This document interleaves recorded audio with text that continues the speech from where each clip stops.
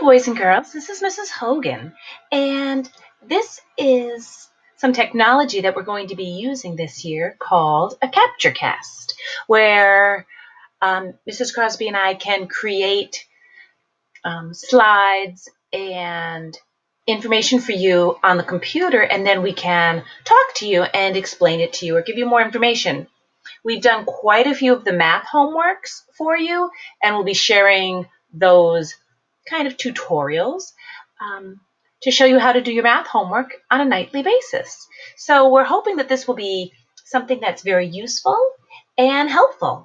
I'm also planning to use it for science to help us have you kind of like an online study guide, and social studies and reading and writing. So hopefully this will be something that is easy to use and helpful.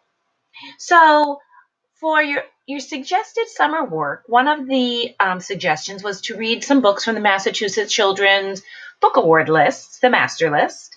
And whether you did or did not, it's fine. I know how the summer goes, and all of a sudden it's the middle of August, which is fine. As you know, or you may not know from third grade, that Mrs. Craig has all of the books from the master list in the library. So you can sign them out there. And Mrs. Crosby and I have purchased all of the books from the master list. So they're also in our classroom. So that is something that you'll be able to access and be able to read whenever you'd like. So let's get started. So this first slide shows the master list, and these are in alphabetical order by author, which is interesting, but I like the second page because it tells us the grade level of and reading level so that you can kind of figure out what books you might want to start with. Because obviously, sixth grade and advanced sixth might seem interesting, but they might be a little too challenging at this point in time. So it's good to start at the beginning, which I did. And the first book on the list is El Defo. And if you look at the character on the cover, you can see that she has some sort of a device and headphones. And the author, Cece Bell, actually is deaf. And she became very ill when she was young, and so she had been be able to hear. And then because of her illness, she lost her hearing. And it was very challenging for her to figure out how to deal with that. And not only deal with being able to hear, but also friendships and going to school and being able to hear the teacher. And she created this own nickname for herself, El Defo, and that was her superhero power, because she realized that while she was wearing her hearing device, she could hear the teacher no matter where she was in the building.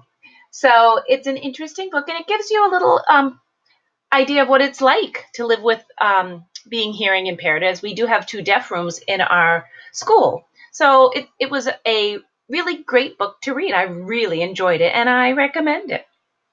Now, when I give these summaries and recommendations, I'm not going to give too much away because I want you to want to read the book and not know exactly what happens. This book is what they call a graphic novel. So it's kind of a comic book, but it's a little more fancy than just a regular comic book. And that's called a graphic novel. And there is a series, the Stratford Zoo Presents, and it's the animals from the zoo at night when the zoo is all closed down and nobody's there, no visitors are there. They put on these productions, and they're classic stories like Romeo and Juliet, and they present it to the other animals in the zoo. And Romeo and Juliet, Romeo was from one family, Juliet was from another family, and their families hated each other, but Romeo and Juliet fell in love.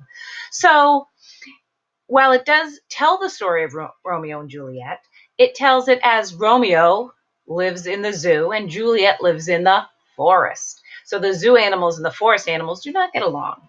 So it is interesting because it also gives you dialogue from the animals from the zoo, and they're learning that just because people look differently or act differently doesn't mean that you should just not like them or hate them.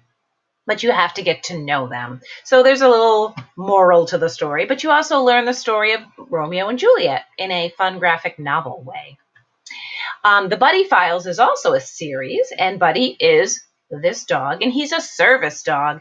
And what interested me about this is when I first began teaching at the Hood, there was a teacher, Mrs. Aldridge, who raised golden retrievers to be service dogs, and she would actually bring them to school to help them get used to being around children. And she actually had them ride the bus, and she had them sit quietly at lunch and recess when all the kids were running around, because if you're a service dog, you have to stay focused on the child that you're helping and not be distracted by other things. So Buddy is a service dog.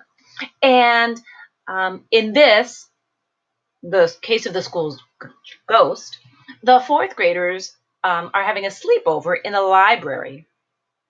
And someone tells the story of the school ghost. And so the three main characters head off, and of course Buddy follows, to find out if there really is a school ghost. And guess what?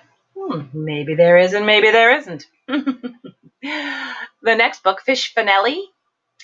This is Fish. And they live on Long Island, and they live by the water, and he really wants to have a boat, and he's very interested in the history of his town, because on this little island off here where the lighthouse is supposed to be Captain Kidd's buried treasure. So they decide they want to figure that out. They go to the library, they do research, and they think they have the map. And I guess you have to read and find out if they actually find the treasure. And the reason it says seagulls don't eat pickles is because that's their password for their club. So that's kind of their code if they have an emergency or if they need each other. That's what they say. So their parents and their older brothers or sisters don't know what they're actually doing. This is another series, Heroes in Training, and it's about the stories of the Greek gods. And Zeus is the king of the Greek gods. And these books tell the story when they were kids, and they didn't even know that they were supposedly the heroes or Greek gods. And these stories tell how they're learning that they have these special tools, like the thunderbolt that Zeus has, and the powers that they have, and how they can use them for good and to help their friends. So there's Zeus, there's Hades, there's my mind just went blank. Hera. There are all different Greek gods in this series. So I read 3 of them, but the first was Zeus, and I really liked it. The Witch's Boy I just finished, and I will tell you that it is 372 pages.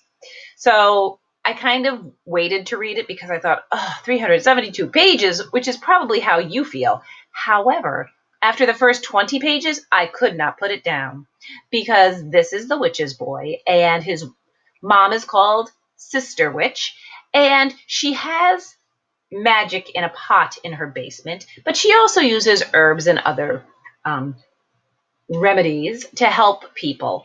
So her message to her son is that magic should be used for good. And sometimes magic wants to do bad things, and you have to be firm with it and say, no, we're going to do good with it, and you can't use it for your own gain. So he learns that through his life. So I like this book because it starts with one chapter about the Sister Witch, and then the next chapter is about the Bandit King, and this is his daughter. And then the next chapter is about the magic stones. And then it goes back to Sister Witch, and then it goes back to the Bandit King, and then it goes back to the stones. So it goes in a sequence, and ultimately, about halfway through the book, all of those characters and their stories come together, and it all makes sense that they then become a team to solve the riddle of how to use magic and what to do with the magic.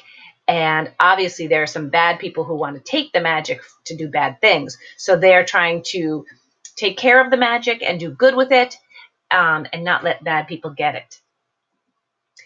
Out of Bounds, which you can probably figure out, is about soccer. And this is actually a sports story series. So this is another series. And this is about two teams. They're in middle school. So the kids go to school together, but they are competing and they want to have the championship. And that is the most important thing. But then one of the boys makes a decision that sportsmanship is more important than getting the ball to his teammate. And his teammates are very mad at him because they don't win the game, and will they make it to the championship, and what is more important, sportsmanship or winning. And so obviously there's a moral to this story, but it's a good story. If you like soccer, there's a lot of soccer talk in it. This book I loved, Loot, How to Steal a Fortune. The main character in this story, father is a world famous jewel thief, and his son kind of is learning from him, and he's 12 years old. And sadly, his father is trying to steal jewels, and he falls off a building, and obviously he does not survive. So his son is left with all of this knowledge that his father has taught him about stealing jewels, and he doesn't know what to do with it. But he knows that he's an orphan and he has to be careful. And then, strangely enough, one day he finds that he has a twin sister that he never knew about. And of course, she also is 12. And they find these clues that their father left about how to perform different jewel heists, because there are some cursed jewels. And if they find all of them, they can break the curse. So will they do it? Will they find all the jewels? Will they break the curse? Who knows? Read the book and find out. So, and obviously, if you've ever read the 39 Clues series, it's the same author. So, The Water Castle is about a family that leaves the city to go up in New Hampshire. And it's their great-great-grandfather's castle. And he believed he found the fountain of youth that lets people kind of live forever. And so the family had been selling water, telling people that it had healing powers. And then other people who actually lived in the town were very upset because they thought that this boy's family was kind of tricking everybody, and the water was just water and it didn't have any special powers. So these two people from the town don't really like the main character at first, but obviously he says there has to be some sort of a fountain of youth somewhere on the land of the castle that surrounds the castle.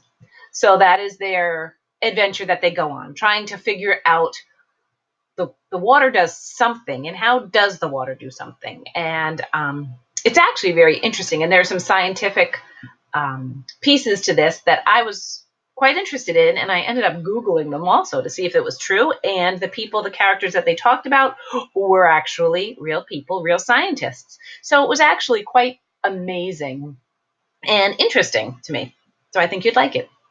And if you've read books from the I Survived series, this is The Great Chicago Fire of 1871. And this boy lived on a farm with his mother, and his father passed away, so his mother got remarried to a man who lived in Chicago. So he didn't want to go to Chicago anyway, and ironically, the night that he moves to Chicago with his mother, it's the Great Chicago Fire.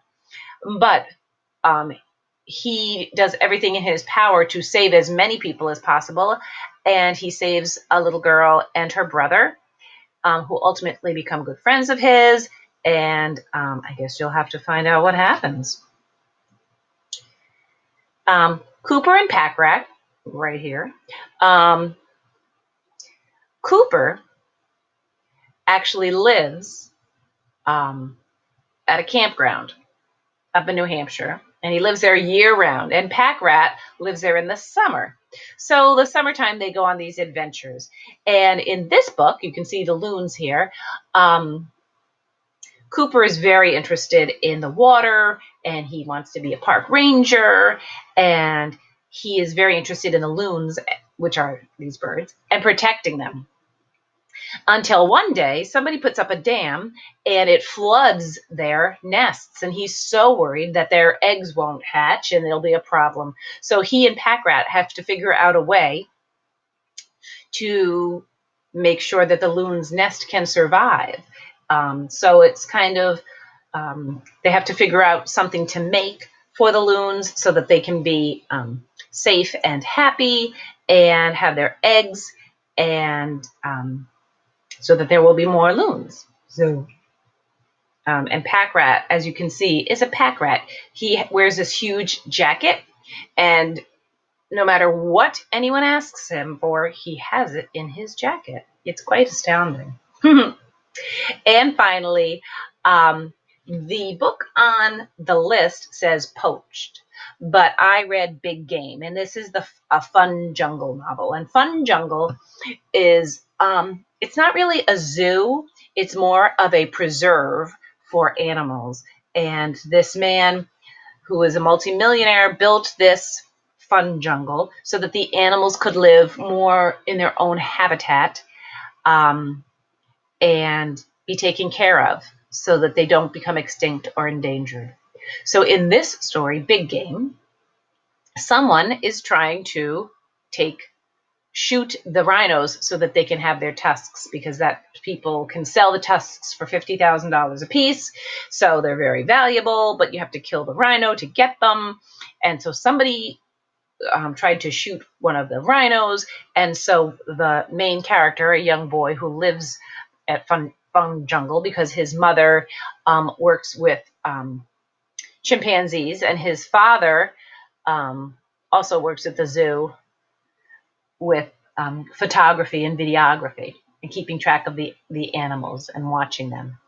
So he gets to be at Fun Jungle whenever he wants, and so he and the owner's daughter are kind of like investigators. So they are trying to figure out who is trying to shoot the rhinos, and see if he figures it out and finds the person and saves the rhinos. So those are the books that I read. I'm trying to read right now The Adventures of a South Pole Pig, but I've started to go back into school, so I'm kind of don't have as much time to read as I would like. And don't worry if you haven't read any of these. I hope my summaries and recommendations piqued your interest. We will have all of these books and more in our classroom and also at the library. So when we go to digital learning in the library, you'll begin with Mrs. Craig, and she will read a little bit to you, and then you get to choose your books before we start working on the iPads and the Chromebooks. So I'm looking forward to seeing you on the first day of school. Enjoy these last few warm days. And I hope you enjoyed this screencast. And that's that. I'll see you in September. Bye-bye.